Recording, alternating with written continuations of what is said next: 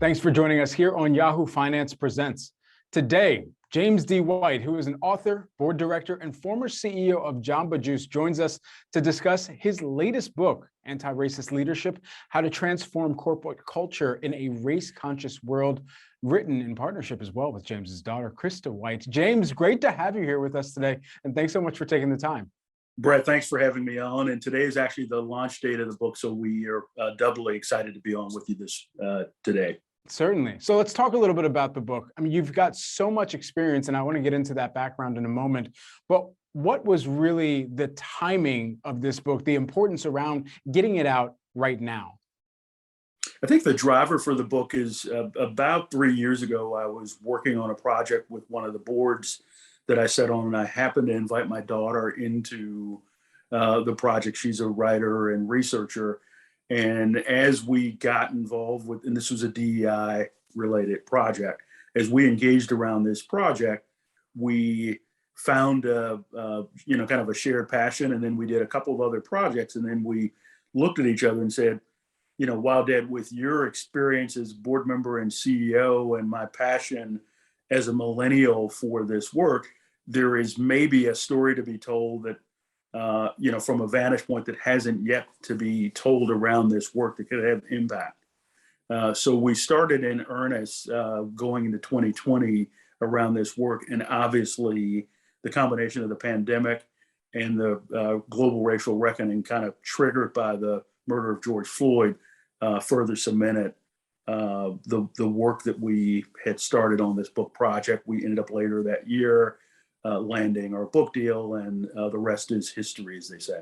Certainly. So when we think about your own history, your work experiences that have now been fused together to offer some collective insights within this particular body of work that you've been able to author and co-author with your daughter, when you think about those roles, CEO of Jamba Juice in your past, you've also worked with Gillette, and I mean, the list goes on here.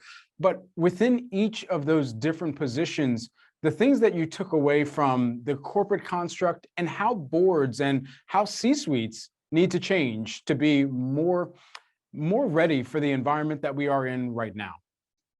I think the biggest takeaway that we try to provide in the book is we walk in my shoes over 30 years as a Black leader, Black executive that has had success both in the boardroom and the C-suite, and we walk through the challenges that are unique that maybe others don't think about. We also, as a part of the project, interviewed 24 other leaders, including CEOs, C-suite executives, and HR and DEI professionals, and try to bring really actionable ways for people to think about this work. When you think about not just the work that is certainly held on the shoulders of so many men and women of color who were in the corporate constructs and in the boardrooms or trying to get into some of those C-suite rooms as well, it's also the rest of the people in those organizations. Where have you been able to find success in making sure that organizations understand in everybody coming together, whether it's for rights for people of color, whether it's for rights for LGBTQ plus and the community of disabled as well? I think the main thing that we try to do with the book, and if you don't mind, one of the things that I often do is I read the first paragraph of the book, and this really cements the influence of my daughter on the book. So the introduction of the book starts with why all business leaders need to be anti-racist leaders. In the first chapter of the book, this book is not apolitical. This book is explicitly anti-racist, pro-Black, pro-LGBTQ plus, and feminist.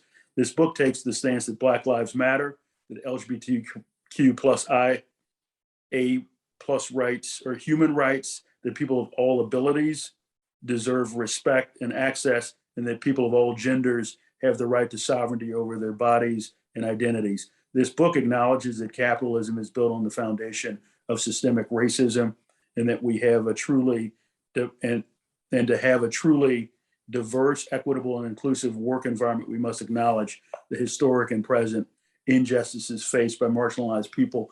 And I make that point to really underscore the this next generation in the workforce. And my daughter was really insistent. She came to me, and this was right around the time of the murder of George Floyd. And she said, "Dad, I've got a different way to start the book." And these are literally her words from, June of 2020 to start this book. And it really just changed the course of the book. We obviously had a team with us kind of reviewing the book. And I'll give just one anecdote. One of the people on the team said, "James, you're a mainstream leader. Do you care if you ever work again?" When I read that chapter from Krista, but Krista really understood the moment where we've got consumers, we've got a next generation of employees that are going to hold all leaders accountable. So this won't be optional, that leaders really get this work. And we have examples like this really throughout the book that we think will, help leaders be, whether allies or they're people of color, in various organizations. We think we give how-tos and kind of action steps for folks to build more inclusive work environments. And we're witnessing those points where leaders do realize that they need to not only represent themselves, but represent the company, the consortium of both customers, as well as those internally that work to make the vision happen on a day in, day out basis.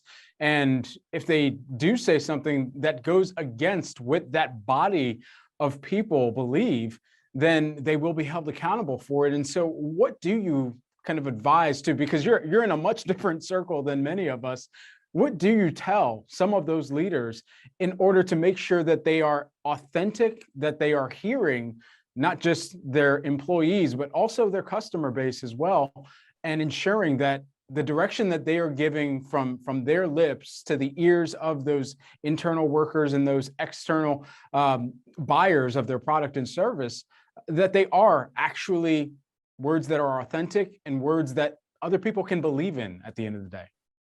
I think I'd make a couple points. First, I'd start with the broader way that we think about the work. The CEO, the comment that we make is she can't delegate this work of building an inclusive environment or any of the work around any of the social related issues, because it's so inextricably linked to culture, and you'd never delegate culture. So that's the first point. So the CEO really has to own this work, guide this work inside the corporation. And I think importantly, as we think about the future of work, we've got employees that are going to hold us all accountable for this work. And one of the things that we focus on in the book is this capability around empathy. That's one of the things that my daughter Krista honed in on. She heard me talk a lot about empathy. And one of her questions as we interviewed people is, can you develop empathy?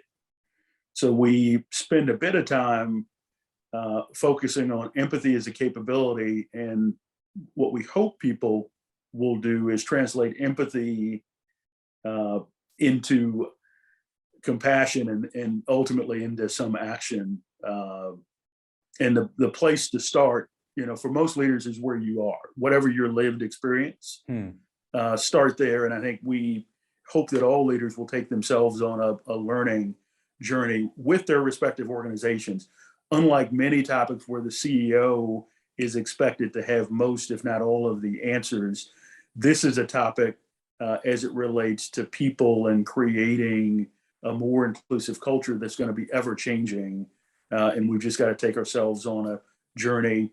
I believe that leaders need to listen more than they talk, and really open themselves up to learning, because all their key stakeholders, from consumers to employees to even investors, as we think about what's happening in the boardroom with all the discussion around ESG and the S in ESG, the social issues are really taking front and center in the business world today. I would love to get your perspective on some of the measures, the listing requirements that have even been put forward by some U.S. exchanges to make sure that there is board diversity, that there is representation, because there is data that shows that companies that are more diverse whether gender diverse, whether ethnically diverse, they do better, especially within the upper ranks, if you are seeing that diversity lead into the different products and services and the decision making that goes forward?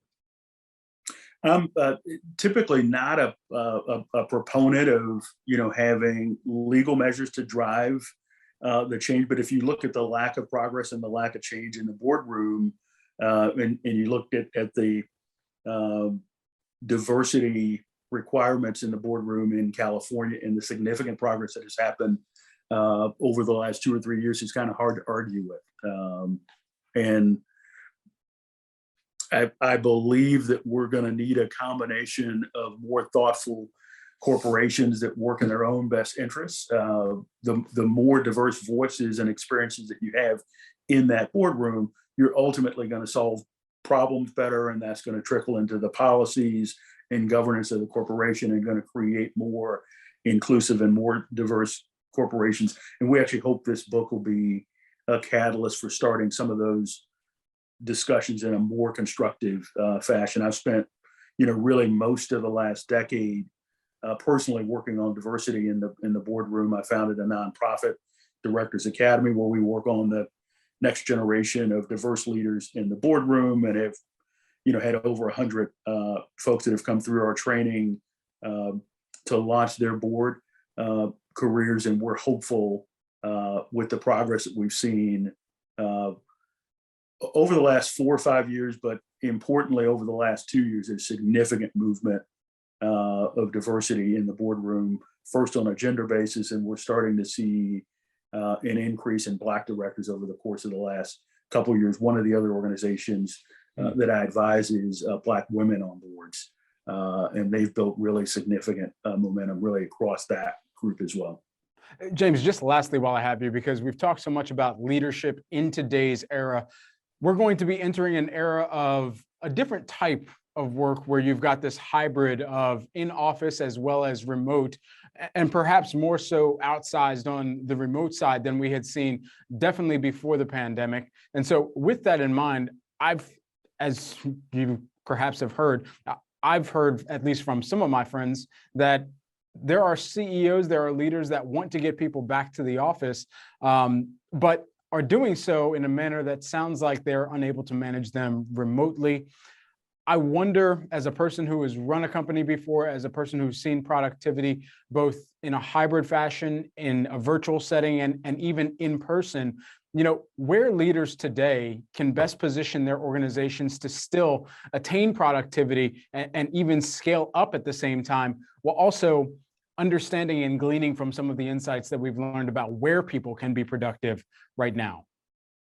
I actually believe this hybrid work that we're moving towards, and the more virtual work, is actually an enabler to create more diversity inside of corporations. There are many, when you can live anywhere and execute your work, it actually takes away the excuse of not being able to build a diverse team that brings different views geographically and ethnically to the table. And I think the best leaders are going to need to figure out the tools and the processes and the structures to enable work from anywhere. And it's going to need to be a capability, because again, much like the diversity issue that this next generation of workers is demanding, they're also demanding to have more flexible work environments that really meet their needs. New book, hot off the press, Anti-Racist Leadership: How to Transform Corporate Culture in a Race-Conscious World. Author, board director, and former CEO of Jamba Juice, James D. White, joining us here today. Thank you so much for the time and the conversation, James. Really appreciate it. Brett, thank you. Grateful for taking the time. Absolutely.